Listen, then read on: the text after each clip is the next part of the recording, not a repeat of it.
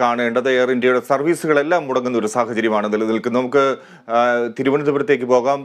വിഷ്ണു കരുണാകരൻ ചേരുന്നു. വിഷ്ണു, എയർ ഇന്ത്യയുടെ ഏതൊക്കെ സർവീസുകളാണ് അവിടെ നിന്നിപ്പോൾ റദ്ദു ചെയ്തിരിക്കുന്നത്?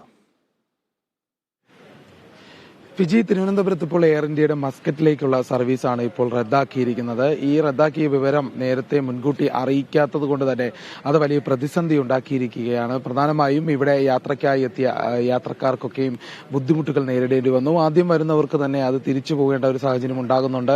അതോടൊപ്പം മറ്റൊരു വിമാനത്തിലേക്ക് മാറ്റി യാത്ര തയ്യാറാക്കി കൊടുക്കാനുള്ള സൗകര്യം ഇവിടെ ഏർപ്പെടുത്തുന്നില്ല എന്നുള്ള പരാതി നിലനിൽക്കുന്നുണ്ട്. ഇന്നും നാളെയുമായി തന്നെ വിസ അവസാനിക്കേണ്ടവർ വരെ ഇവിടെ എത്തിയിട്ടുണ്ട്. അത്തരത്തിലുള്ള വളരെ ബുദ്ധിമുട്ടുള്ള ഒരു സാഹചര്യമാണ്. മറ്റുള്ളവർക്ക് ഇന്ന് മറ്റൊരു ടിക്കറ്റ് ഏർപ്പെടുത്തി അല്ലെങ്കിൽ മറ്റൊരു വിമാനത്തിൽ കയറ്റിവിടുന്ന ഒരു സൗകര്യങ്ങൾ ഏർപ്പെടുത്തുന്നില്ല. അതോടൊപ്പം എന്നാണ് അടുത്ത ദിവസത്തേക്ക് ഇനി ടിക്കറ്റ് നൽകുക, ആ കാര്യങ്ങൾ പറയുന്നില്ല.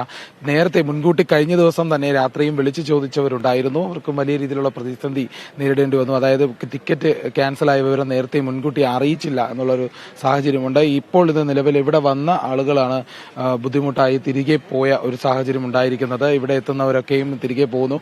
ഇപ്പോൾ നിലവിൽ ഇവിടെ പ്രതിഷേധമോ അല്ലെങ്കിൽ അത്തരത്തിലുള്ള പ്രശ്നങ്ങളോ നിലനിൽക്കുന്നില്ല. പക്ഷേ യാത്രയ്ക്കായി എത്തുന്നവർ വന്ന് തിരികെ പോകുന്ന ഒരു സാഹചര്യമാണ്. അവർക്ക് സാമ്പത്തികമായുള്ള നഷ്ടവും അതുപോലെ തന്നെ തൊഴിൽ നഷ്ടപ്പെടാനുള്ള സാധ്യതയടക്കം കാണുന്നുണ്ട്. ഏതായാലും ഇനി ഇതിനൊരു പരിഹാരം കാണുന്ന രീതിയിലേക്ക് എയർ ഇന്ത്യ ഇതുവരെ കടന്നിട്ടില്ല. പ്രധാനമായും ഇതിനുള്ളൊരു മറുപടിയും ഇതുവരെ നൽകിയിട്ടില്ല. ഏതായാലും വളരെ വൈകാതെ തന്നെ ഇതിനൊരു പരിഹാരം കണ്ടെത്തേണ്ട ഒരു സാഹചര്യമുണ്ട്. കാരണം യാത്രയ്ക്ക് എത്തുന്ന ആളുകൾക്ക് വലിയ രീതിയിലുള്ള ഒരു പ്രതിസന്ധി ഉണ്ടാക്കിയിരിക്കുകയാണ്. ജോലി വരെ നഷ്ടപ്പെടുന്ന ഒരു സാഹചര്യത്തിലേക്ക് കാര്യങ്ങൾ കടന്നിരിക്കുകയാണ്. ഫിജി, ശരി. വിഷ്ണുവാണ് തിരുവനന്തപുരത്ത് വിവരങ്ങൾ അന്വേഷിച്ച് നമുക്ക് വേണ്ടി റിപ്പോർട്ട് ചെയ്യുന്നത്.